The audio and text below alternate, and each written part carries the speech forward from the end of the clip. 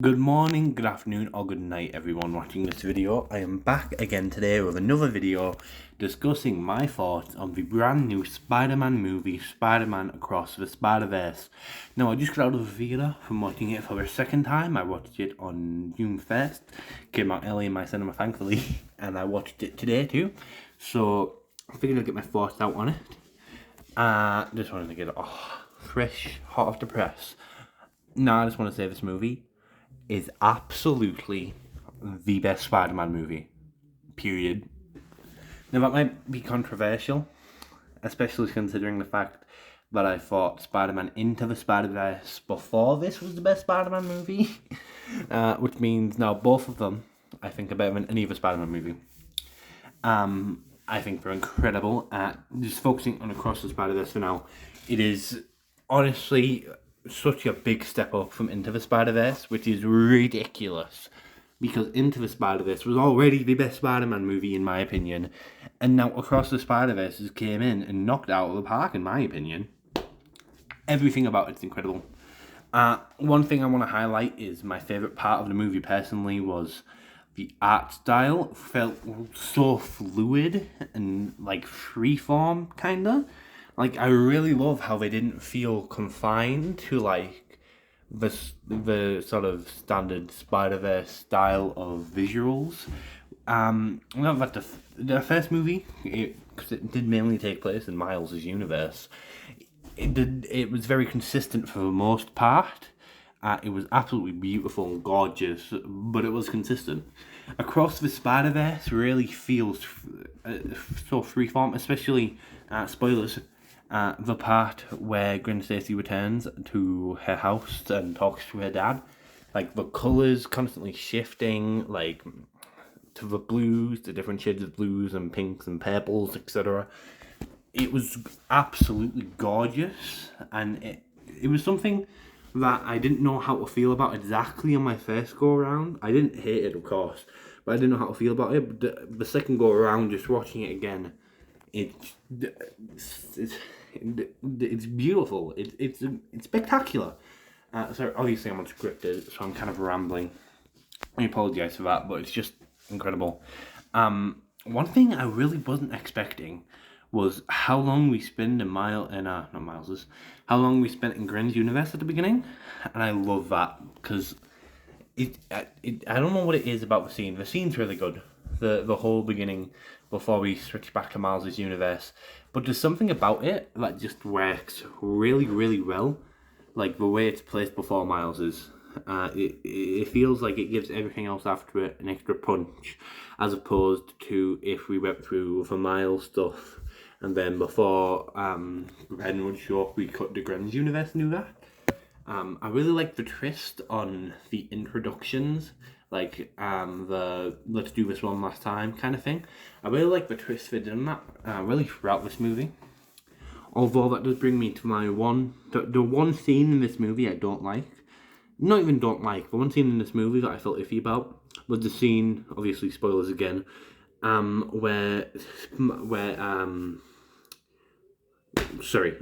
2099, Miguel O'Hara says, "Who do you think you are?" And then Miles goes into the kind of, my name is Miles Morales, I was bitten by a radioactive spider thing.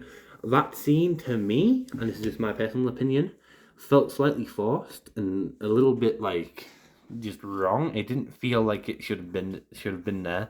And that's just my opinion. I didn't hate the scene at all. And the first time I saw it, I really liked it. But the second time around, it just felt kind of iffy. Just felt forced, like I said. Moving on again. I was honestly really shocked. Now, I'm probably wrong. He probably showed up somewhere. In my mind, besides the end of the movie, in the big group shot with Gwen and all the other spider heroes that are going to go, like, help out Miles in the next movie, besides that, I don't think there was any Spider-Noir. And there was no Spider-Ham either.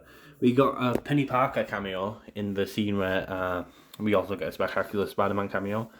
But we didn't get any Spider-Noir or Spider-Ham.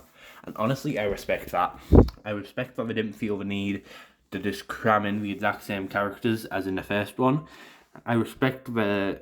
what's it called? I respect the restraint I suck at talking. I respect the restraint in just using Gwen and Peter for the most part, 'cause it really did feel like they were the only ones that were needed to tell the story that they wanted without forcing in cameos from the other characters. And I'm sure we'll get a lot of the original group in the next movie, which will be exciting. Of course, I do want that. I just didn't want it to feel forced, which is what I was kind of worried would happen. Honestly, man, I love this movie so much. I'm definitely going to see it a third time. But it's just everything about it just hits the landing. Obviously, besides that one thing I talked about, feels like every scene just delivers and delivers and delivers. Especially Miguel O'Hara. I think Miguel O'Hara is my new favorite Spider-Man. Not even villain, antagonist, I suppose. He just works so well because he obviously has very, very understandable motivations, and I feel like going into the movie, I wasn't expecting him to be characterized the way he is characterized, because I don't know anything about the Spider-Man 2099 really. I've not really looked into the character very much, so just the way he was characterized, I don't know if that's accurate to the comics or not. But it was spectacular, and I loved it. All the cameos, man, it will take literal weeks of me watching this movie and repeat after repeat after repeat to get every cameo. There's a ridiculous amount of cameos. Obviously, we got Andrew Garfield. We got fucking Spectacular Spider-Man, Spider-Man Unlimited, Insomniac Spider-Man. Which one thing I noticed was there's two Insomniac Spider-Mans. There's one in the Spider-Verse style, and then there's one in like the game's sort of cinematic style, which looked amazing. But I don't get how that is. I don't know if they're meant to be two separate characters or if it's just art style shenanigans. But you know, it was cool. The music was really good. I don't think it was good as Spider-Man Into the Spider-Verse. I don't think there was anything that was quite up there with Sunflower, What's Up Danger, and Scared of the Dark. But like the actual just backing music, the actual soundtrack stuff that wasn't lyrical songs, is definitely, in my opinion, slightly better than Into the Spider-Verse. Like the leitmotifs and everything, it just felt more palpable to me. The new characters are so cool. I absolutely love, I can't remember his name, Spider-India. I absolutely love Spider-India.